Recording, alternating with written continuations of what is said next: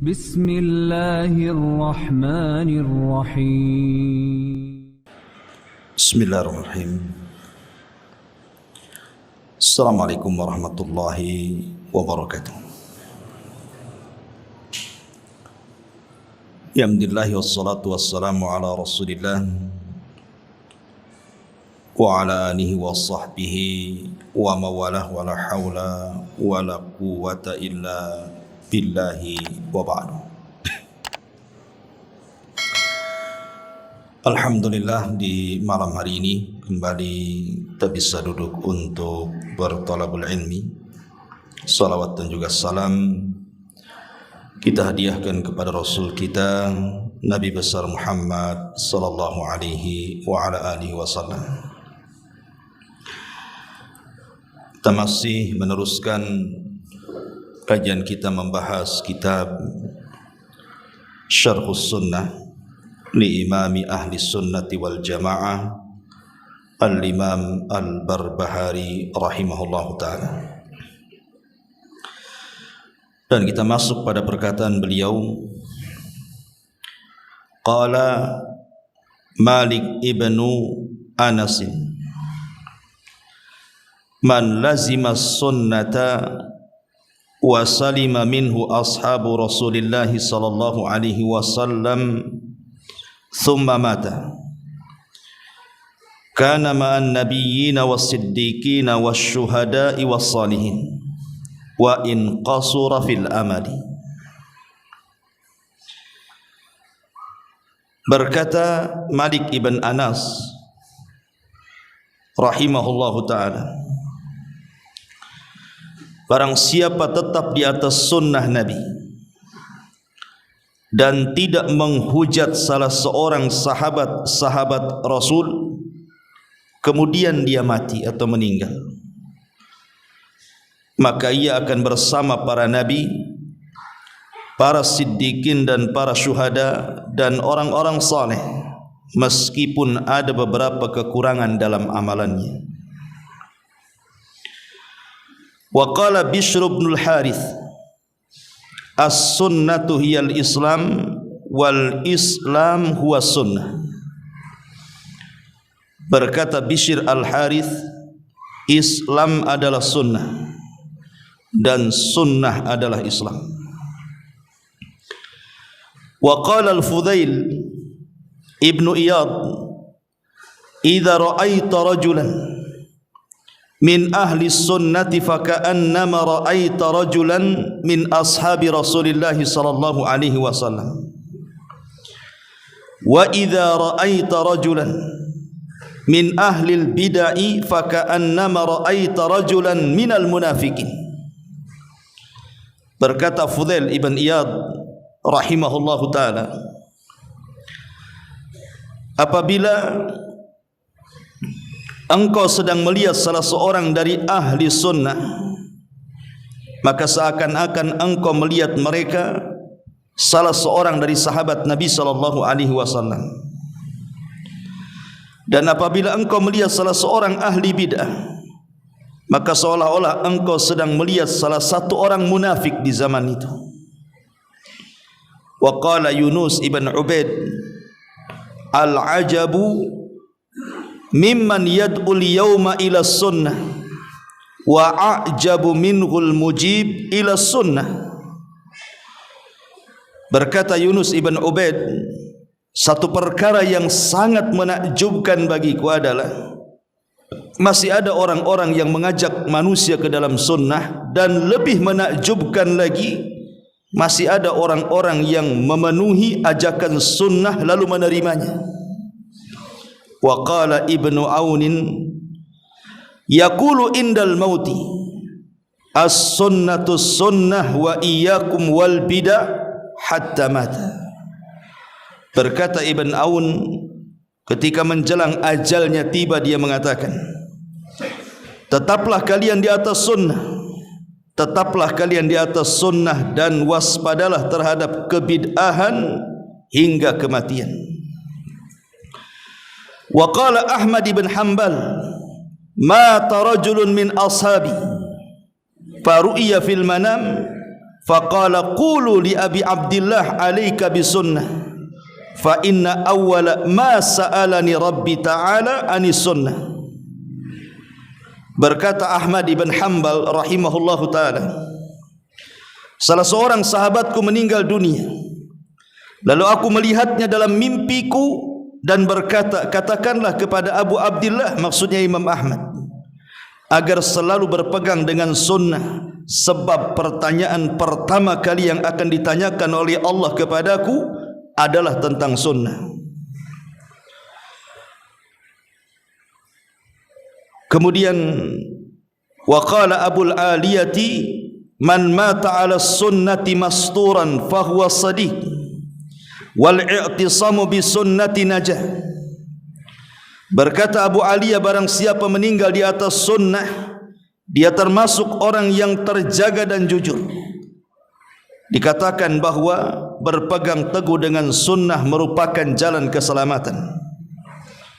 Wa qala Sufyan ats-Tsauri, man asgha bi udhunihi ila sahibi bid'atin kharaja min isbatillah wa wukila ilaiha ya'ni ilal bid'ah. Berkata Sufyan ats-Tsauri, barang siapa memasang telinganya untuk mendengarkan ucapan ahli bid'ah, berarti dia telah keluar dari perlindungan Allah dan tergantung kepada kebid'ahan tersebut. Wa qala Daud ibn Abi Hind, auhallahu ta'ala ila Musa bin Imran, la tujalis ahlal bid'ah fa in jalastahum fahaka fi sadrika syai'un mimma yaqulun akabbaka fin nari jahannam. Berkata Daud ibn Hind, Allah telah memberikan wahyu kepada Musa bin Imran, janganlah anda duduk-duduk dengan ahli bidah, dan jika anda duduk-duduk bersama mereka, maka hatimu terpengaruh dengan ucapan mereka sehingga anda akan masuk ke dalam neraka. Ma'asyiral muslimin yang dimuliakan Allah Subhanahu wa taala, inilah petikan-petikan dari para ulama salaf tentang wajibnya berpegang dengan sunnah Rasul dan bahayanya mengikuti bid'ah yang bertentangan dengan sunnah Nabi sallallahu alaihi wasallam. Ma'asyiral muslimin yang dimuliakan Allah Azza wa Jalla, salah satu nikmat yang Allah Subhanahu wa taala anugerahkan kepada kita, tentunya sebagai umat Rasul, adalah kita diberikan hidayah Islam. Itu nikmat terbesar. Hidayah Islam itu adalah nikmat Allah yang paling besar. Sebab hidayah Islam inilah kita bisa mengenal mana hak mana batil. Tanpa ada hidayah Islam, manusia tidak bisa memandang mana yang benar mana yang salah. Dan lebih daripada itu, Islam yang Allah Subhanahu wa taala anugerahkan kepada kita itu satu-satunya agama yang lengkap, agama yang sempurna dan paripurna, tidak berhajat kepada penambahan apalagi pengurangan. Dan itu Allah Subhanahu wa taala gambarkan dalam surah Al-Maidah ayat 3. Apa kata Allah? Al-yauma akmaltu lakum dinakum wa atmamtu alaikum ni'mati wa raditu lakumul Islam madina.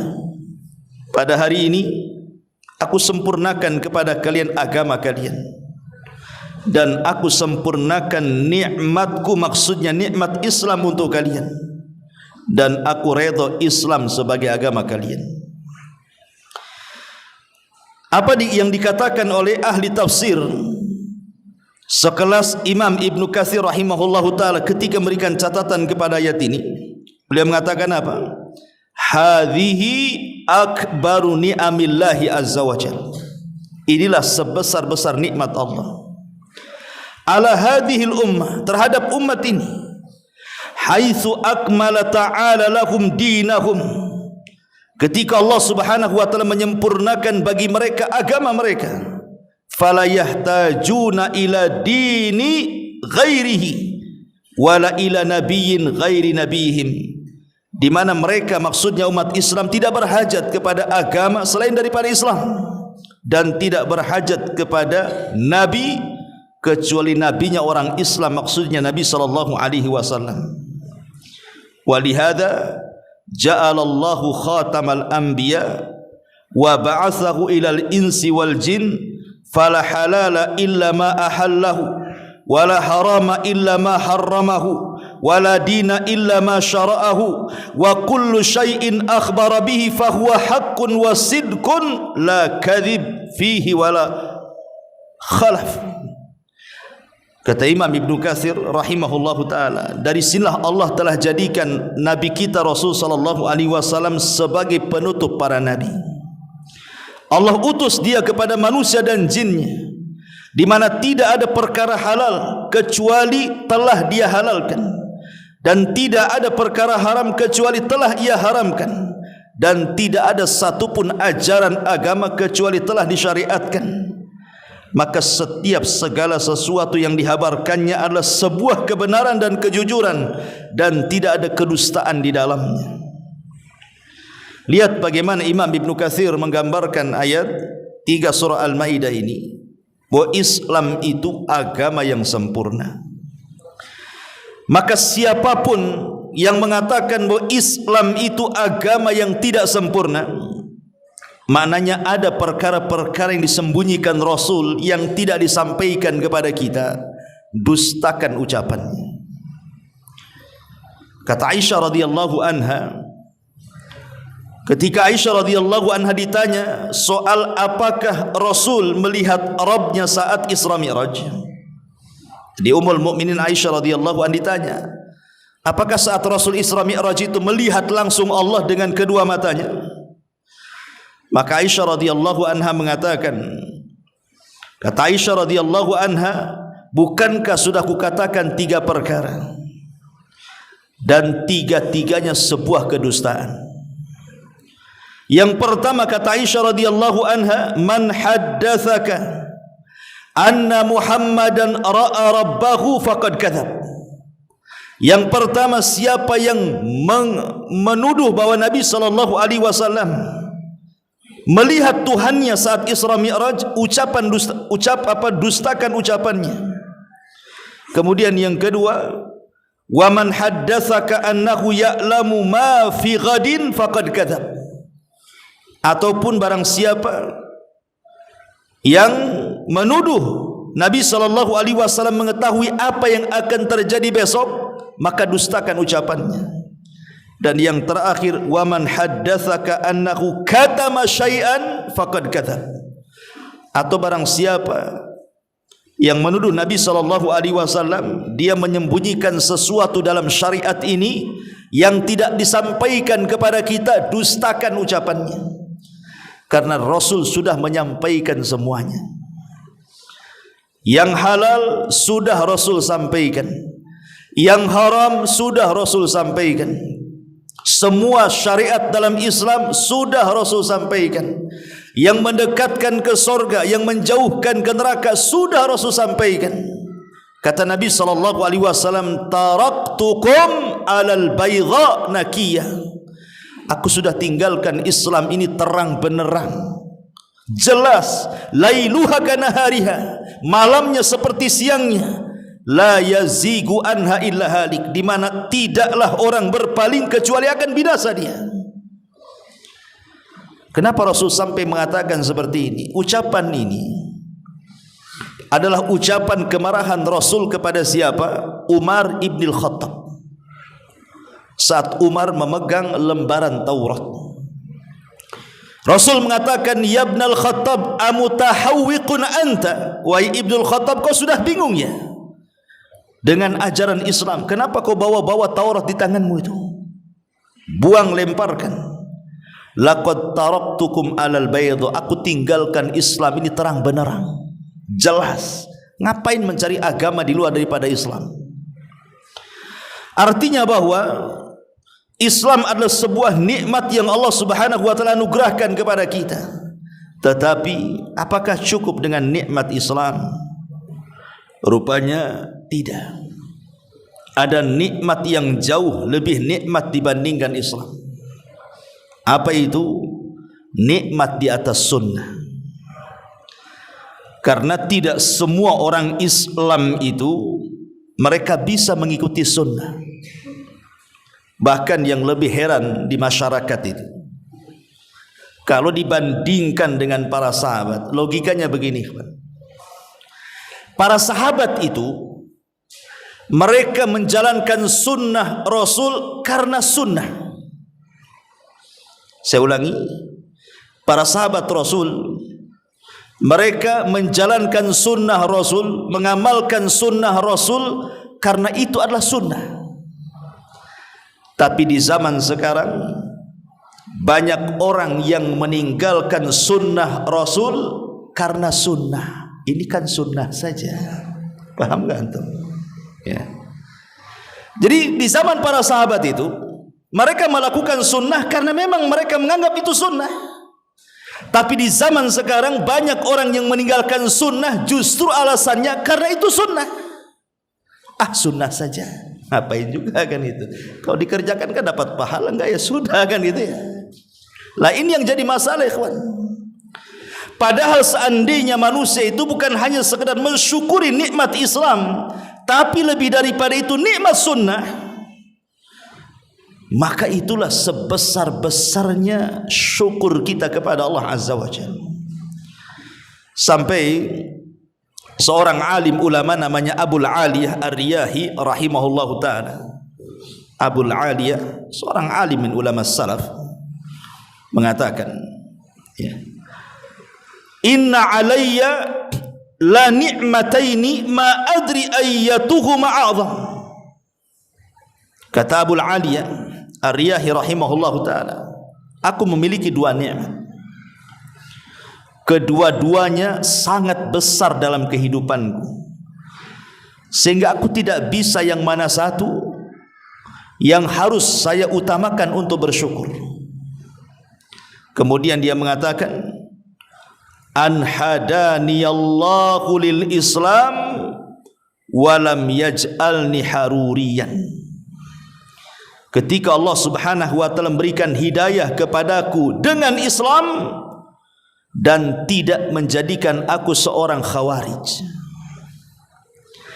Jadi Abul Aliyah Ar-Riyahi ini mengajarkan kepada kita bukan hanya syukur dengan Islam saja. Ya, kita syukuri kita ini beragama Islam, terlahir Islam, karena itulah satu-satunya agama yang paling diridhai oleh Allah Subhanahu wa ta'ala setelah diutusnya Nabi SAW, dan tidak ada agama setelahnya. Barang siapa yang mencari agama di luar daripada Islam tidak akan diterima dan rugi. Berarti ini nikmat besar dari Allah.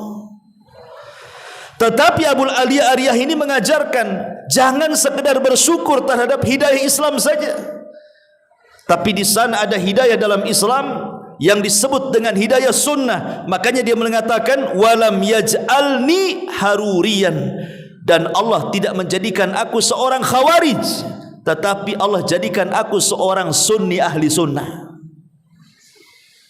Sebab kalau seandainya seseorang itu jatuh kepada pemahaman khawarij, maka apa yang terjadi? Mencaci maki para sahabat Nabi, melakukan pembunuhan. Islam tidak indah jadinya, melakukan banyak penyimpangan. Tapi ketika kemudian kata Abul Aliyah Ar-Riyahi, saya dituntun kepada sunnah dan tidak menjadi khawarij, maka itu hidayah terindah luar biasa. Karena sunnah ini menuntun manusia ke dalam keselamatan. Sampai-sampai ulama mengatakan as-sunnatu kasafinatin Nuh. Sunnah itu seperti perahunya Nabi Nuh. Barang siapa yang naik kepada perahu itu, maka kita akan selamat. Maka siapapun yang tidak naik ke atas perahu itu, pasti dia akan digulung oleh tupan. Artinya di hadapan kita ini, ikhwan, semakin jauh dari Nabi itu, maka tantangan untuk melakukan sunnah itu lebih besar. Kenapa? Karena syubhat di mana-mana, syahwat di mana-mana. Kalau seseorang kemudian terlena dengan syahwat, ataupun kemudian semua syubhat masuk ke dalam otak kita, habis sunnah itu. Maka yang bisa menjaga kita dari keselamatan syahwat dan syubhat atau gelombang syahwat dan syubhat itu adalah naik ke dalam perahu. Lah perahu itulah sunnah Nabi SAW. Faman raqibaha naja. Barang siapa yang naik ke atas perahu itu maka dia akan selamat. Barang siapa yang tidak naik maka dia akan binasa. Begitulah permisalan para ulama tentang sunnah Nabi SAW. Makanya kita bersyukur kita diberikan oleh Allah nikmat di atas Islam plus juga di atas sunnah Nabi SAW. Ma'asyiral muslimin yang dimuliakan Allah Subhanahu wa taala. Fudail ibn Iyad rahimahullahu taala mengatakan, "Tuba liman mata 'alal Islam was sunnah." Beruntunglah bagi orang-orang yang diwafatkan di atas Islam, cukup? Tidak, dan di atas sunnah. Bahkan dikatakan oleh Aun ibn Salam Abu Ja'far al-Kufi, seorang alim ulama salaf, dia mengatakan, "Man mata 'alal islami was sunnati falahu basyirun bikulli khairin." Barang siapa yang meninggalkan di atas Islam dan sunnah, maka dia mendapatkan kabar gembira akan mendapatkan banyak kebaikan. Makanya Al-Imam Al-Marwazi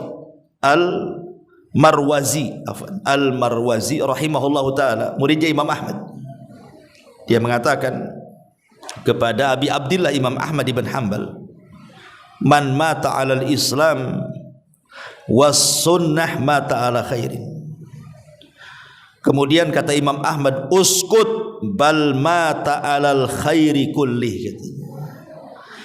Jadi ketika Imam Al-Marwazi rahimahullahu taala mengatakan perkataan di hadapan Imam Ahmad, barang siapa yang mati di atas Islam dan sunnah maka mati di atas kebaikan. Kata Imam Ahmad, "Diam kau, bahkan di atas kebaikan semuanya," katanya.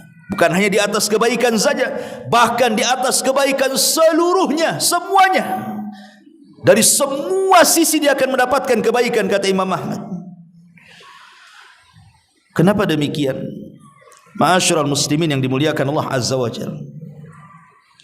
Syekhul Islam Ibn Taimiyah rahimahullahu taala mengatakan, "Famin a'dhami ni'amillahi 'ala ibadihi wa ashrafi minatin 'alaihim an arsala ilaihim rusulahu wa anzala 'alaihim kutubahu wa bayyana lahum as-siratal mustaqim wa laula dzalik lakanu bimanzilatil an'am wal bahaim bal asyar halan minha."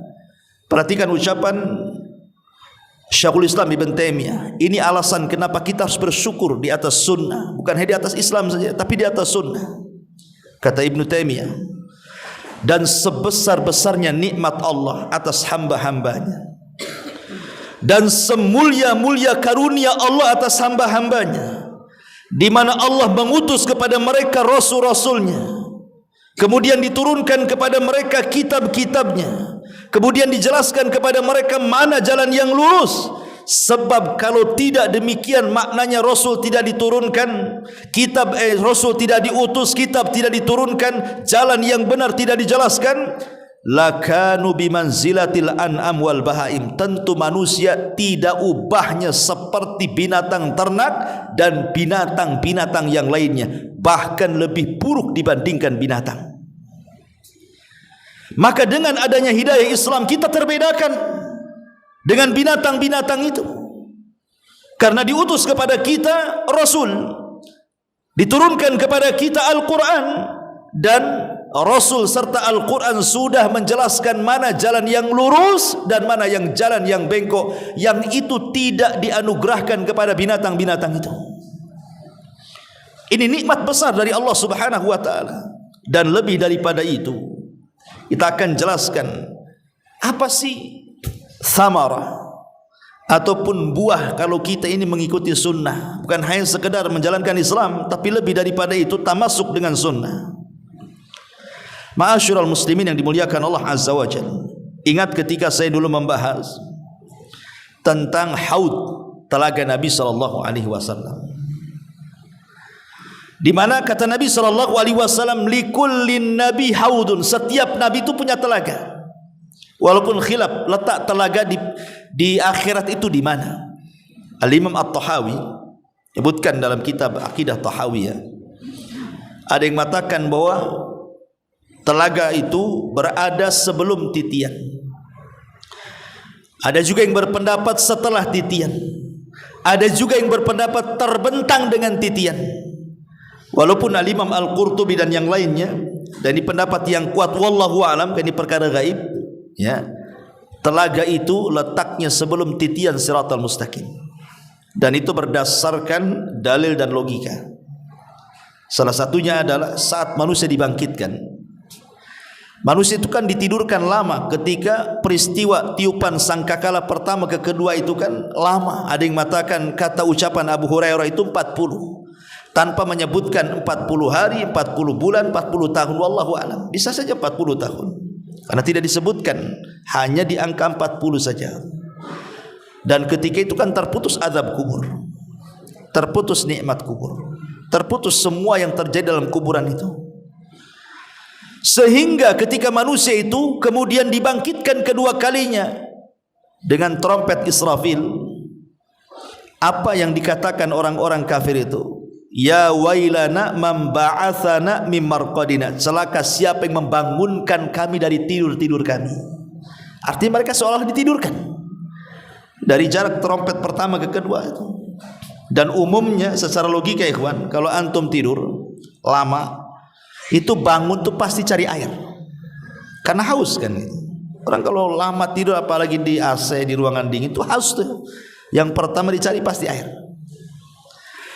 Lah karena logikanya orang bangkit dari tidur itu adalah butuh kepada air, makanya sebagian para ulama mengatakan bahwa letak telaga itu sebelum titian, dan manusia minum itu saat mereka dibangkitkan. Mereka akan mencari air, dan disitulah Allah sudah sediakan masing-masing para nabi telaga. Dan telaga yang paling besarlah telaga Rasul kita Muhammad sallallahu alaihi wasallam, di mana warna air telaganya lebih putih dibandingkan air susu, lebih manis dibandingkan madu, jumlah gelasnya sejumlah bintang yang ada di langit, sekali minum tidak akan haus selamanya. Akhirnya Allah pun memberikan kesempatan orang-orang yang di padang mahsyar ini datang ke telaga nabinya masing-masing. Maka kita umat Islam tentu datang ke telaga Kautsar milik Nabi sallallahu alaihi wasallam. Maka rombongan yang pertama Ahlul Yaman, kemudian berikutnya sampailah kepada orang yang terakhir minum. Tiba-tiba kemudian datang satu rombongan yang hendak minum dari telaga Nabi, tiba-tiba diusir. Nabi itu Nabiur Rahmah ikhwan. Nabi itu penyayang orangnya. Ketika melihat umatnya diusir, dia mengatakan kepada Allah, ya Rabb, ummati ummati. Dalam riwayat ashabi ashabi. Ya Rabb, itu kan umatku, itu sahabat-sahabatku, biarkan mereka masuk minum di telagaku. Tetapi kemudian Allah Subhanahu wa taala menjawab, kenapa mereka tidak layak minum dari telaga Nabi sallallahu alaihi wasallam?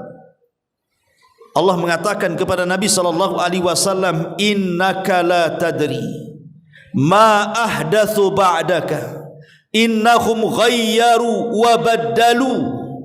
Engkau tidak tahu wahai Muhammad apa yang terjadi sepeninggalmu terhadap umatmu. Umatmu sepeninggalmu mereka merubah-rubah sunnahmu, mereka mengganti-ganti ajaranmu, makanya mereka tidak layak minum dari telagamu. Lihat bagaimana orang-orang yang tidak berhak meminum dari telaga Rasul karena mereka merubah-rubah sunnah dan merubah ajaran-ajaran yang diajarkan Nabi sallallahu alaihi wasallam. Mafhum mukhalafahnya, ketika kita lurus dengan sunnah Nabi, lurus dengan ajaran Nabi sallallahu alaihi wasallam, berarti kita diberikan kesempatan untuk meminum telaga Nabi. Dan siapapun yang meminum dari telaga Nabi, maka dia tidak akan haus selamanya, karena dia akan berdiri di atas kepala matahari 1 mil dengan keringat yang luar biasa. Ada keringanan di situ. Inilah kenapa nikmat sunnah itu harus kita syukuri. Karena ini jalan keselamatan kelak di akhirat. Bahkan lebih daripada itu adalah ketaatan kepada sunnah, kepada Rasul atau menjalankan sunnah Nabi SAW penyebab yang sangat besar seseorang itu dimasukkan ke dalam surga. Kata Nabi SAW, kullu ummati yadkhulunal jannah. Semua umatku dipastikan masuk surga. Tidak ada umat Islam itu yang tidak masuk surga. Semua umat Rasul pasti masuk surga. Kemudian Rasul mengatakan illa man aba, kecuali ada di antara umatku itu enggan masuk surga. Sahabat mengatakan, bodoh kali Rasul, masa ada orang enggak mau masuk surga? Siapa orang itu katanya? Maka Nabi SAW mengatakan man ata'ani dakhalal jannah wa man asani faqad aba. Siapa yang taat kepadaku, dialah orang dari umatku yang masuk surga. Tapi siapa yang bermaksiat kepadaku, maka merekalah orang yang enggan masuk surga. Dari hadis ini menunjukkan apa? Bahwa menjalankan sunnah Nabi SAW itu sebab terbesar orang akan selamat dan orang akan dimasukkan ke dalam surga. Bahkan Al-Imam Al-Bukhari dan Muslim meriwayatkan sebuah hadis dari Abi Musa Al-Ash'ari radhiyallahu anhu dari Nabi SAW.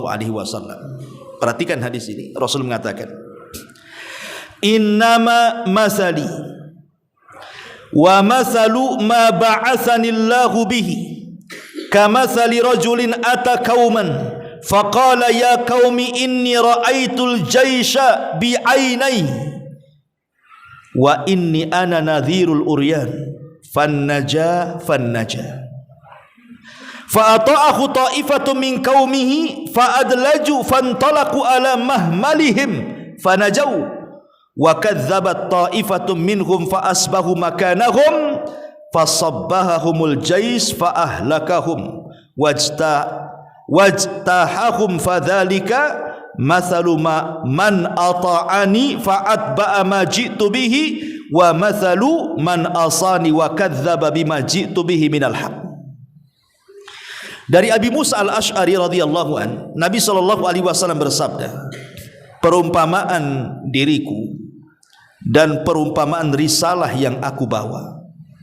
Rasul ingin membuat perumpamaan, permisalan diriku dan risalah yang aku bawa, kata Rasul, itu bagaikan seseorang yang mendatangi sebuah kaum.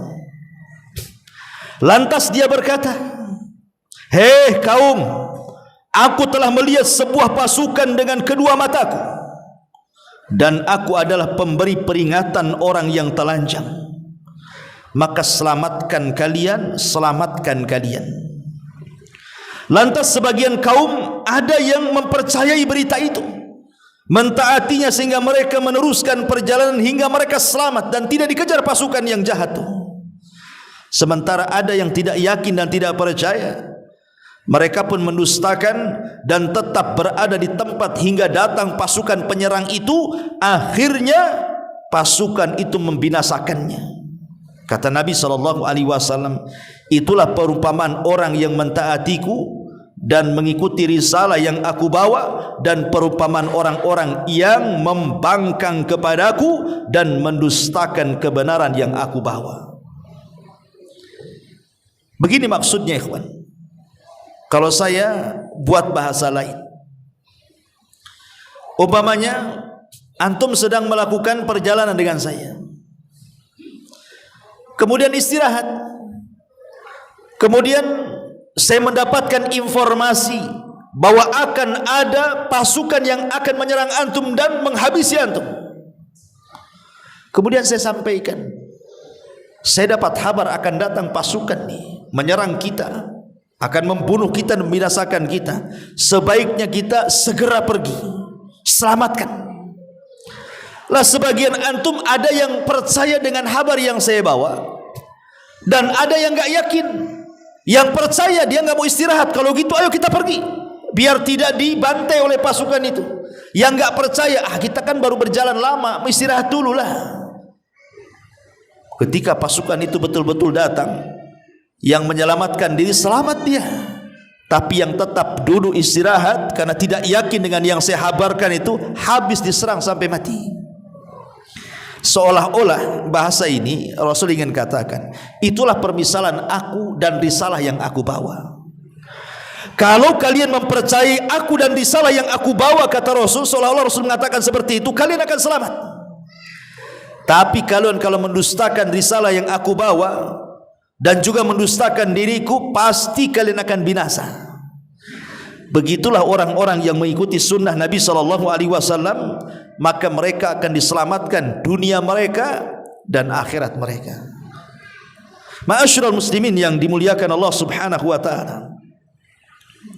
Bahkan jangankan cerita di akhirat, cerita di dunia saja. Orang yang kembali kepada sunnah Nabi SAW itu dijanjikan oleh Allah Subhanahu wa taala sebuah kemuliaan, sebuah ketinggian, bahkan akan dimenangkan dari agama-agama di luar daripada Islam kalau kita berpegang dengan sunnah. Tapi sebaliknya, kalau kita lari dari sunnah Nabi SAW, maka akan ditimpakan kehinaan dan kita akan mudah dijajah oleh bangsa-bangsa di luar daripada Islam. Perhatikan sabda Nabi.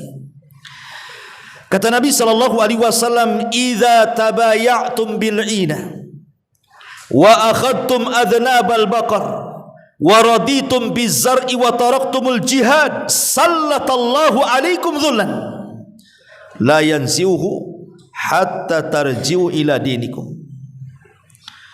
Apabila kalian sudah berekonomi menggunakan sistem inah, sistem riba, kemudian kalian mengambil ekor-ekor sapi, redha dengan pertanian, meninggalkan jihad, maka Allah Subhanahu wa taala akan kuasakan kepada kalian kehinaan, dan kehinaan itu tidak mungkin dicabut kecuali kalian kembali kepada agama kalian. Maksudnya kembali kepada sunnah Nabi yang ada pada agama kalian. Lihat ujung hadis ini. Kalau kalian sudah menjauhi sunnah, akhirnya berekonomi menggunakan sistem jahiliyah, ribawiyah, dan sekarang sudah masyhur. Hampir setiap kita tidak mungkin lepas dari lingkaran riba, ikhwan. Siapa yang lepas dari riba hari ini? Saya, antum, siapa? Enggak ada. Karena masing-masing antum pasti punya kartu ATM tuh.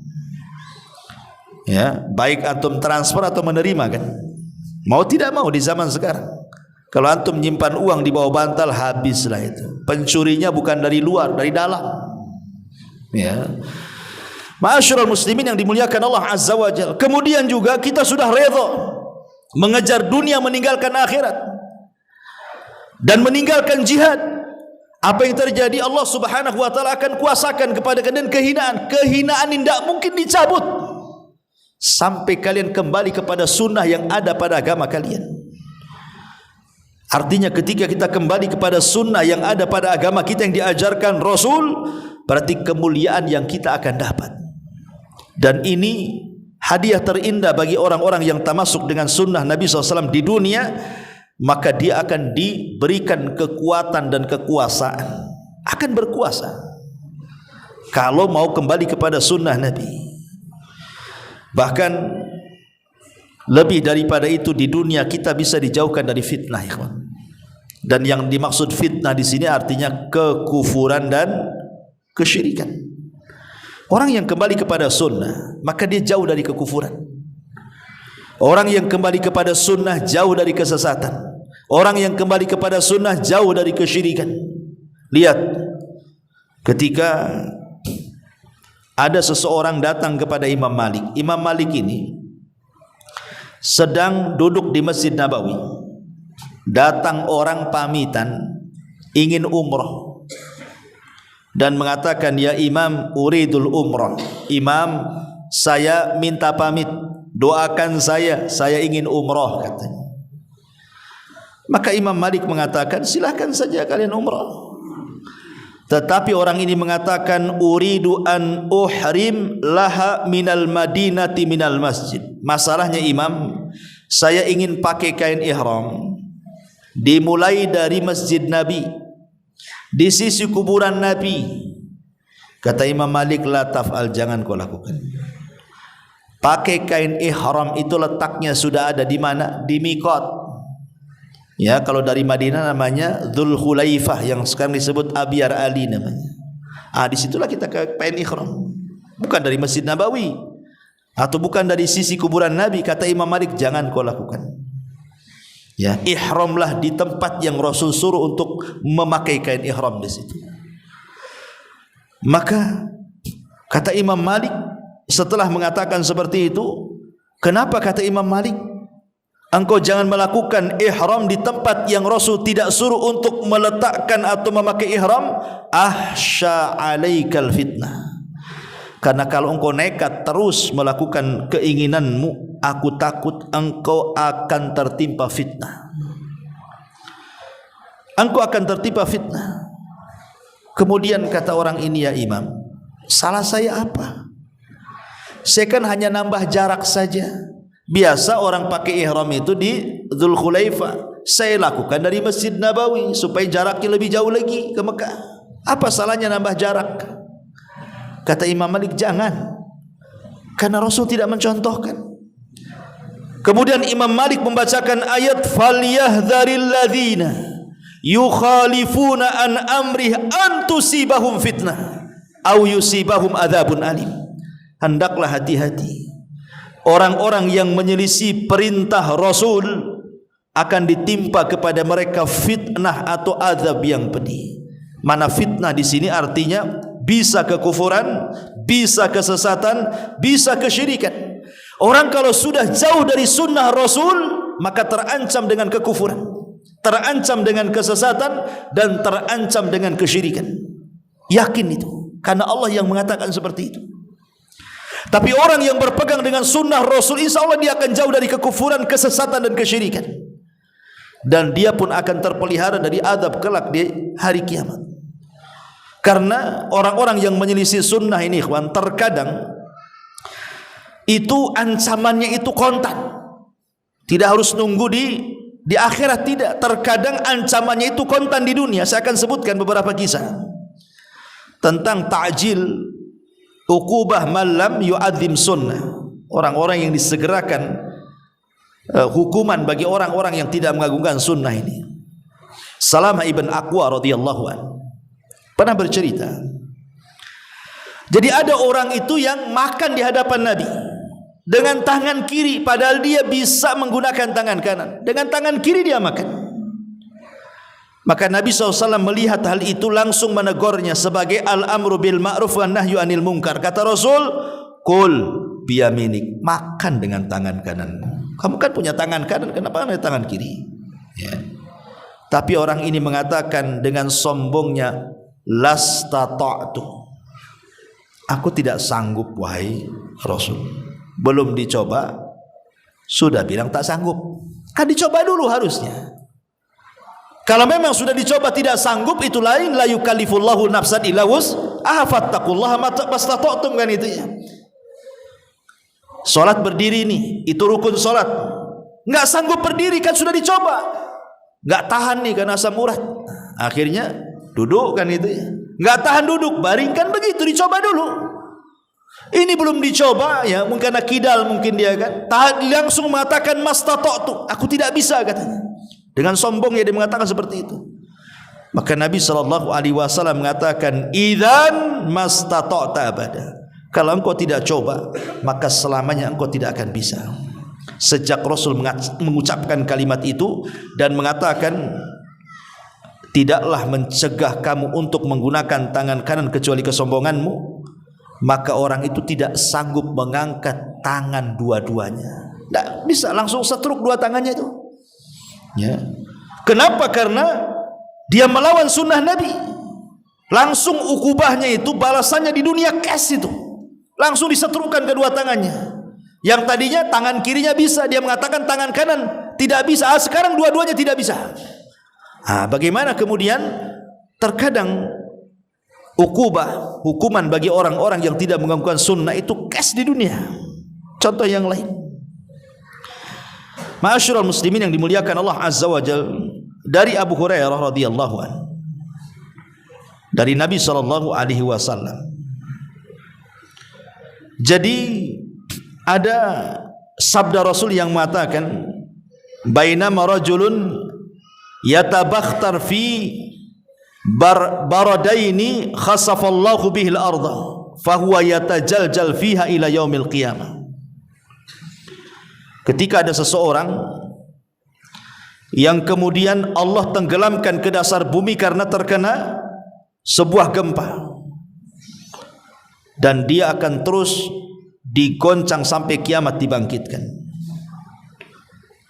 Hadis ini bercerita tentang Qarun yang ditenggelamkan ke dasar bumi. Tiba-tiba orang ini datang kepada Abu Hurairah, anak muda datang kepada Abu Hurairah. Kemudian dia mengatakan, ahakadha yamshi dhalikal fatal ladhi khasafa bihi thumma dharaba biyadi fa'athara athratan kada yatakassar minha. Maka tiba-tiba orang ini melakukan gerakan seperti orang yang kena gempa. Apa seperti ini ya, sambil dia goyang-goyang itu. Padahal Rasul kan tidak menjelaskan seperti apa orang itu kena gempa. Yang jelas ada orang kena gempa terperosok ke dalam bumi, kata Rasul. Tiba orang ini memperagakan, apa seperti ini goyang-goyangnya, katanya. Ini kan namanya istihza namanya. Maka tiba-tiba Abu Hurairah marah, ya kan, langsung madam ya mukanya. Kemudian dia pun memukulkan tangan kepadanya, hampir-hampir orang ini patah gara-gara dipukul Abu Hurairah radhiyallahu anhu karena menghina Nabi SAW. Ya, sudah isya. Ya. Oke, satu lagi kemudian juga dijelaskan, dan ini yang sangat ngeri sekali adalah ketika ada seseorang laki-laki yang dipanggil Aba Salama. Aba Salama, dia seorang laki-laki dari Basra. Jadi dia menghina siwak. Menghina siwak. Apalah gunanya siwak ini? Akhirnya kemudian dia gunakan siwak ini bukan untuk mulut, tetapi untuk, maaf, membersihkan dubur. Ya. Digunakan untuk dubur. Ini kan menghina. Maka setelah peristiwa itu dijelaskan, beberapa hari setelahnya, maka dia pun tidak bisa bangun dan dia merasakan sakit duburnya karena dipenuhi nanah dengan darah. Sampai akhirnya dia tidak bisa berjalan dan harus dipapah oleh kedua anaknya. Itu karena menghina sunnah Nabi. Ya, menghina sunnah Nabi seperti itu. Ya, termasuk juga ada orang yang menghina sunnah Nabi, tiba-tiba kemudian atapnya jatuh, rupanya ular yang jatuh. Dikejar dia sama ular besar, mungkin ular sawah gitu ya. Maka orang-orang mengatakan, ya fulan, tobatlah kalian, karena engkau sudah menghina Nabi. Akhirnya dia bertobat, tiba-tiba ular itu pergi. Dan banyak kisah-kisah yang disebutkan oleh para ulama bahwa orang-orang yang tidak mengagungkan sunnah Rasul terkadang hukumannya itu kes di dunia sebelum akhirat. Di dunia saja sudah kes, apalagi kelak di akhirat. Naudzubillah. Subhanakallah bihamdika, asyhadu an la ilaha illa anta, astaghfiruka wa atubu ilaik. Allahu ta'ala. Assalamualaikum warahmatullahi wabarakatuh.